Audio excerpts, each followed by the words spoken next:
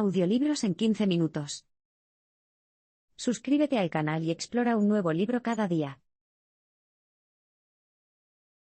El racismo vive en nuestros cuerpos. Cuando el autor era niño, pasaba mucho tiempo con su abuela. A menudo le pedía que le masajeara las manos doloridas mientras miraban televisión. Un día, le preguntó por qué tenía los dedos tan hinchados y gruesos. Explicó que era por recoger algodón. Había empezado a trabajar en una plantación cuando tenía solo 4 años, y las afiladas rebabas de la planta le habían desgarrado las manos. Este es solo un poderoso ejemplo de las marcas que el racismo deja en el cuerpo. Pero no todos los traumas corporales que causa el racismo son visibles.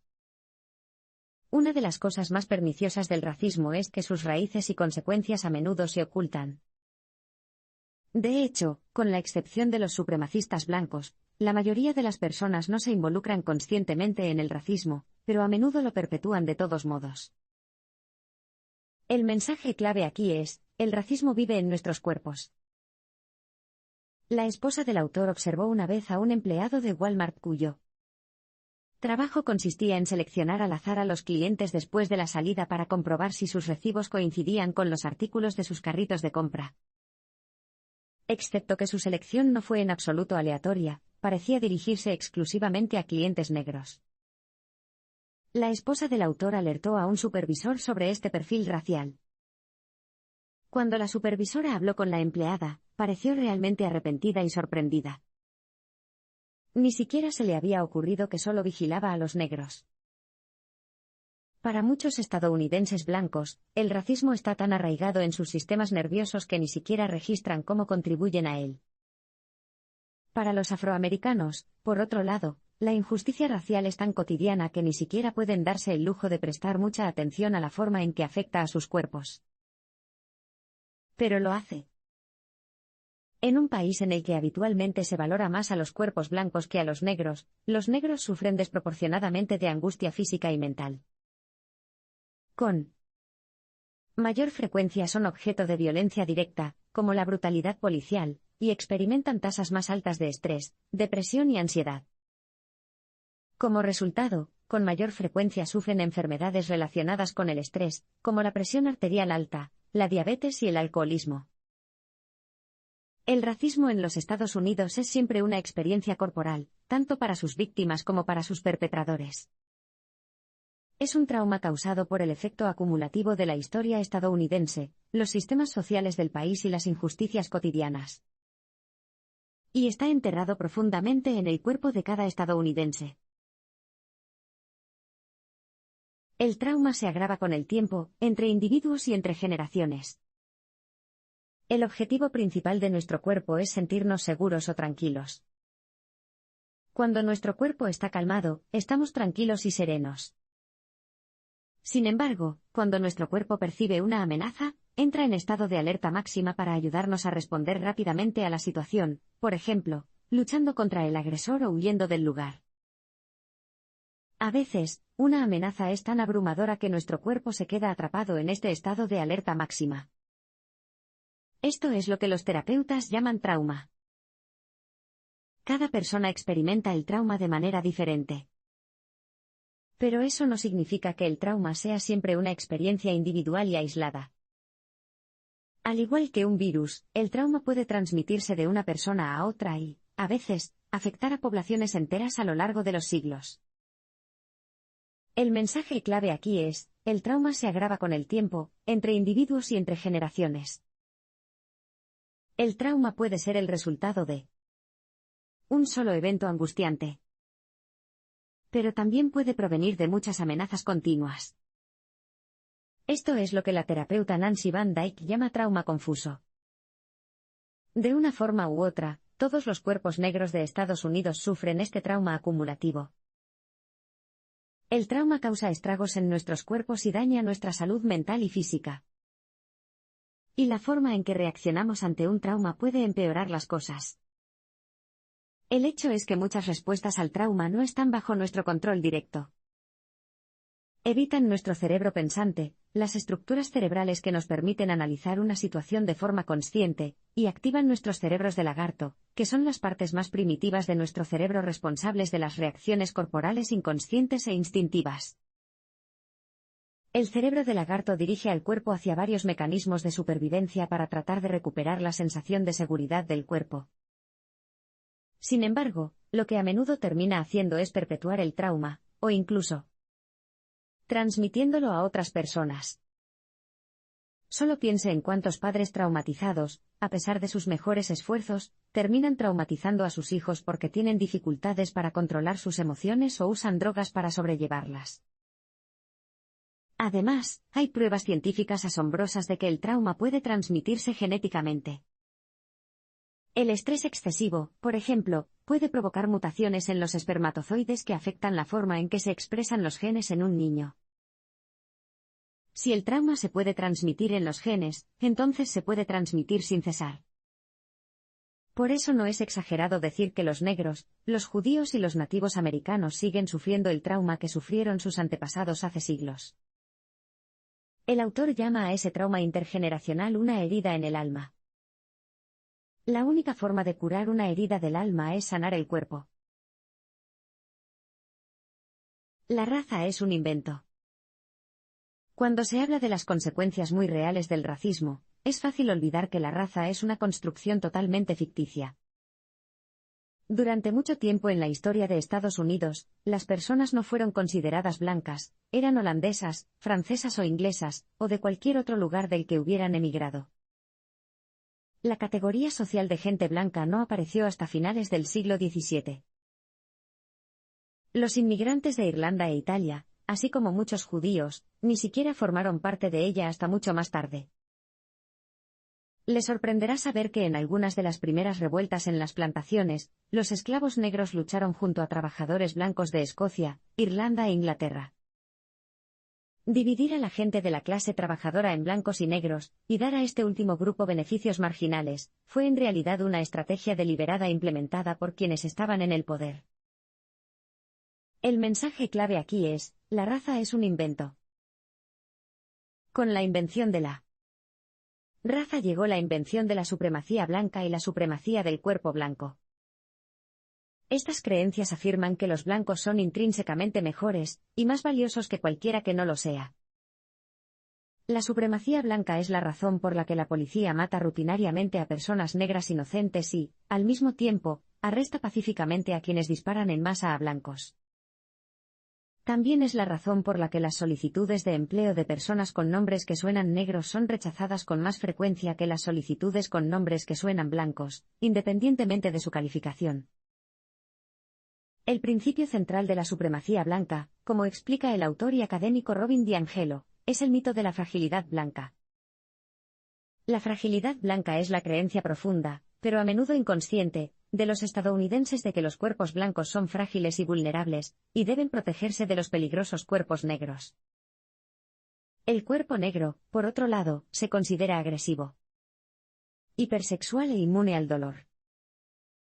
Para que el frágil cuerpo blanco esté a salvo, el cuerpo negro necesita ser controlado de cualquier manera posible. Lo reconozcan o no, todos los estadounidenses blancos han internalizado el mito de su propia fragilidad y el peligro del cuerpo negro. Los negros también han internalizado algunas de estas ideas tóxicas. Y han aprendido a adaptarse a la supuesta fragilidad de los blancos por su propia seguridad.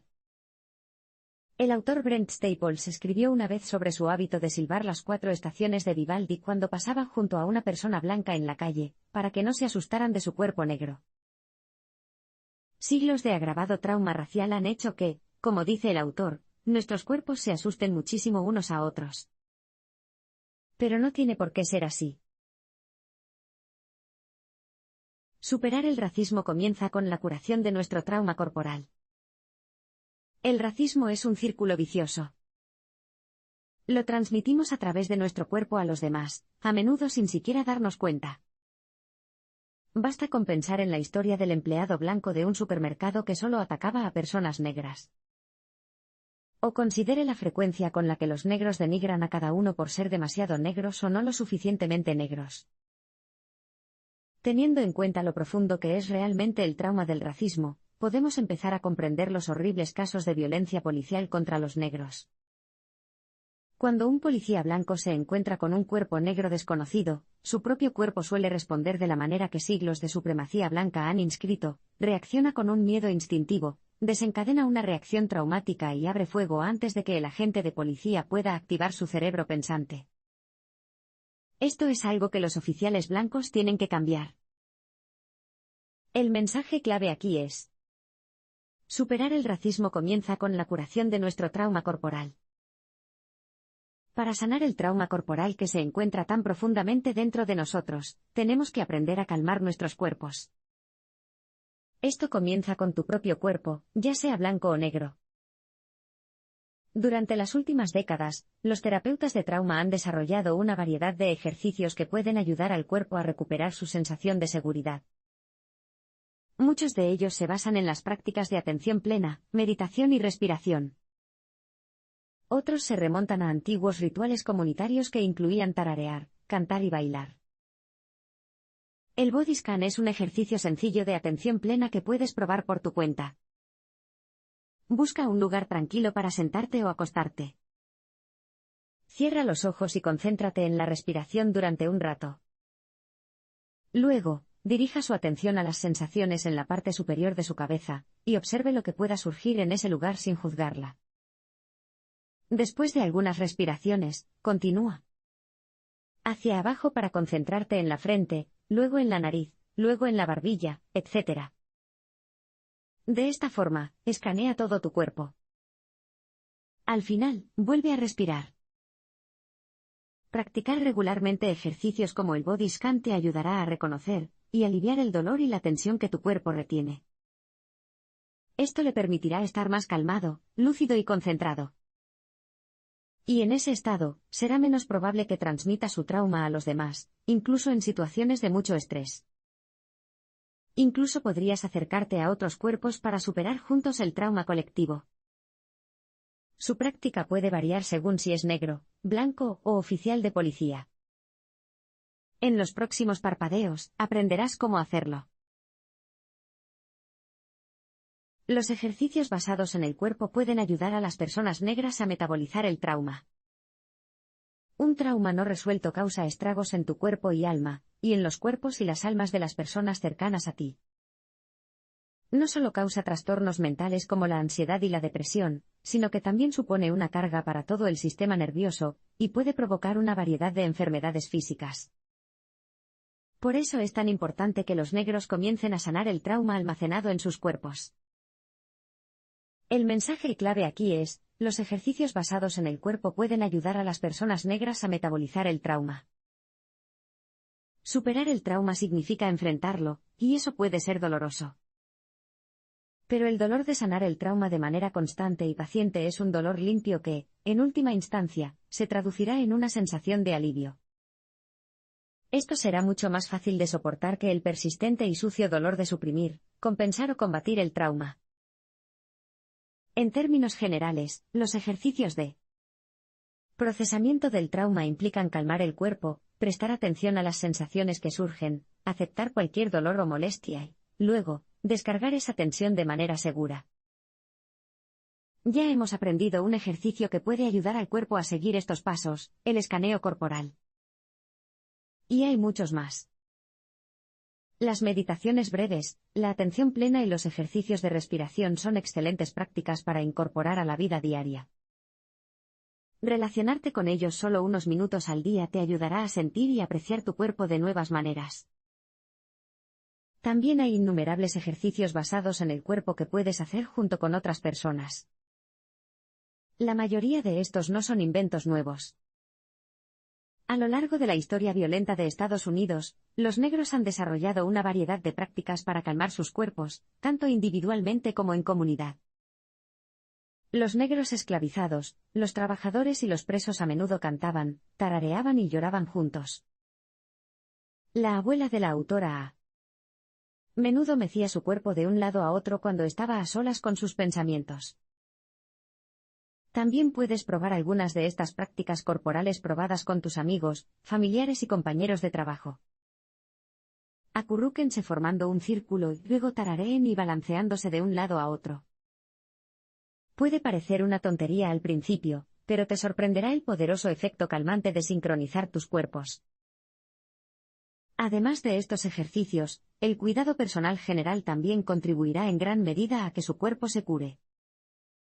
Esto significa descansar lo suficiente, comer de manera saludable, hacer ejercicio con regularidad e incorporar actividades divertidas y relajantes en su día a día. Si eres activista, este tipo de cuidado personal es especialmente importante. Recuerda que si quieres cambiar el mundo, tu propio cuerpo es el punto de partida. Para desentrañar la supremacía del cuerpo blanco, los blancos deberían empezar con sus propios cuerpos.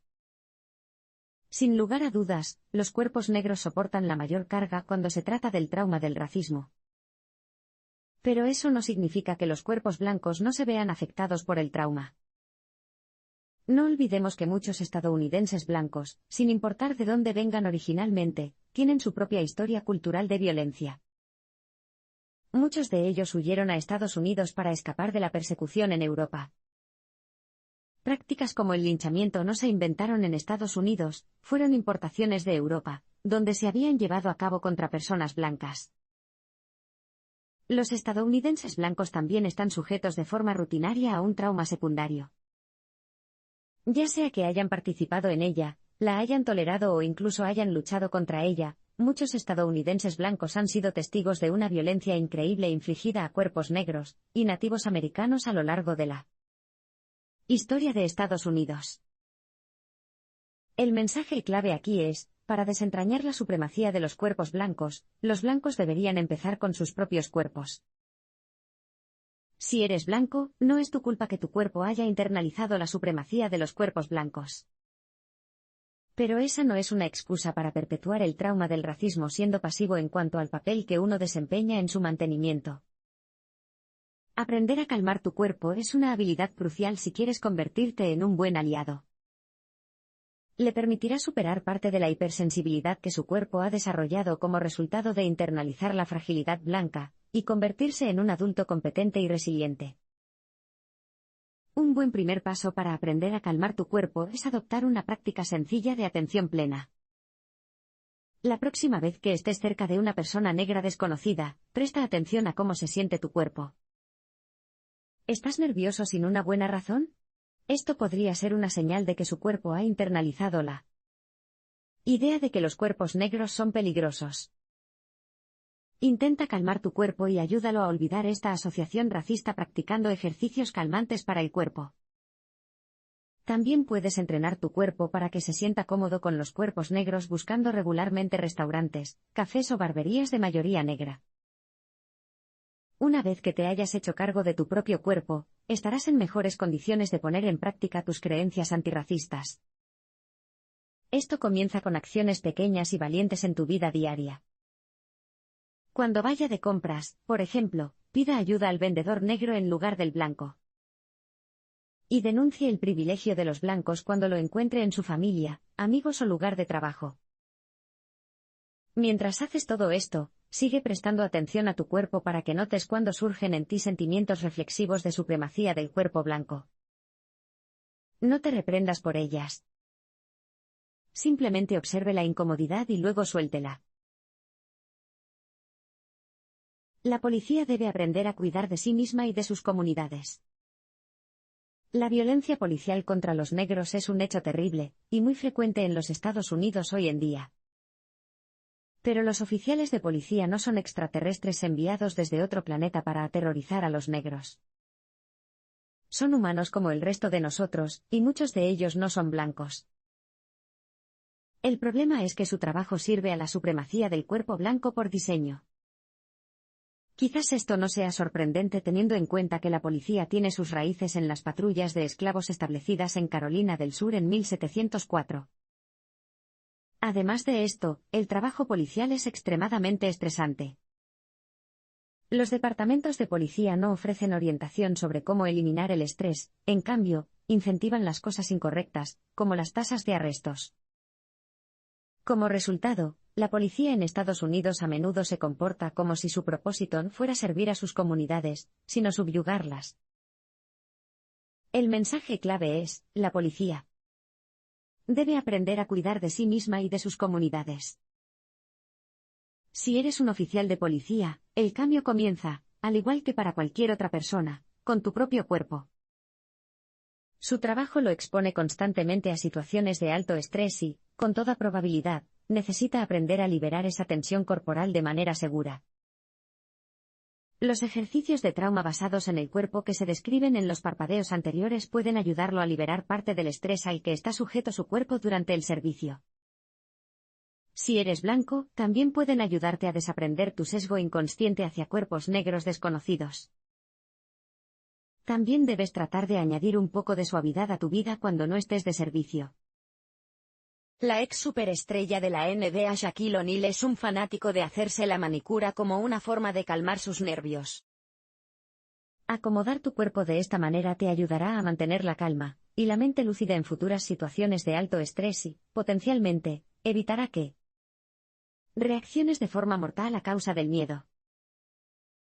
Si ocupas una posición de liderazgo en la policía, debes asegurarte de que tu equipo se cuide de las formas ya mencionadas. Esto podría significar ofrecer sesiones de meditación, clases de ejercicios y consultas regulares con el terapeuta. Su objetivo como líder policial debe ser capacitar a su equipo en una verdadera policía comunitaria. Esta es una forma de policía que enfatiza el papel de la policía como amiga y ayudante, más que como antagonista.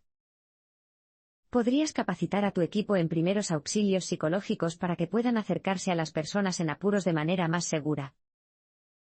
También puedes alentarlos a que se involucren con la comunidad a la que sirven ofreciéndose como voluntarios o simplemente hablando con la gente del vecindario.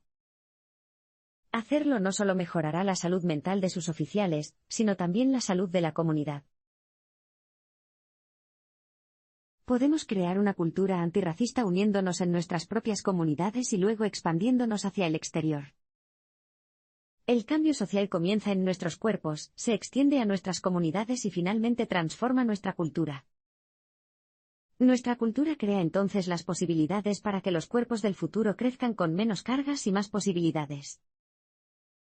Estados Unidos está todavía muy lejos de superar su arraigada cultura de supremacía blanca.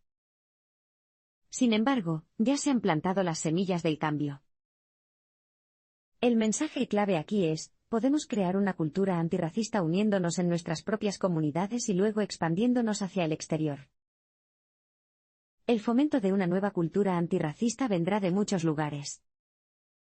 Provendrá de crear rituales a partir de las prácticas basadas en el cuerpo en estos parpadeos. Provendrá de homenajear a artistas, activistas e intelectuales afroamericanos, como la novelista Toni Morrison y la poeta y activista Maya Angelou. También provendrá del desarrollo de nuevas narrativas sobre nuestras comunidades y su historia, y de su transmisión a las generaciones futuras. A medida que empecemos a fomentar esta nueva cultura, debemos centrarnos primero en nuestras propias comunidades individuales. Esto significa que los negros deben trabajar para curar sus cuerpos del trauma racial, mientras que los blancos deben trabajar para reconocer la supremacía del cuerpo blanco y rechazar activamente su participación en ella. Sin embargo, eso no significa que las personas blancas y negras no deban relacionarse entre sí. Los procesos de curación del racismo no deben aislarse, sino ejecutarse en paralelo, con mucha colaboración y coordinación entre ellos. Como grupo mayoritario, los estadounidenses blancos tienen la responsabilidad de liderar la lucha contra la supremacía de los cuerpos blancos. Pero esto no va a ser fácil. Si bien los afroamericanos pasan incontables horas de sus vidas pensando en el racismo por necesidad, muchos estadounidenses blancos nunca se han comprometido seriamente con el tema. Por eso será crucial que las personas blancas se dediquen al autoaprendizaje. Esto podría hacerse en forma de grupos de lectura, charlas públicas, conferencias y rondas de discusión. Lo primero que tendrán que hacer los blancos es desmantelar la idea de la fragilidad blanca.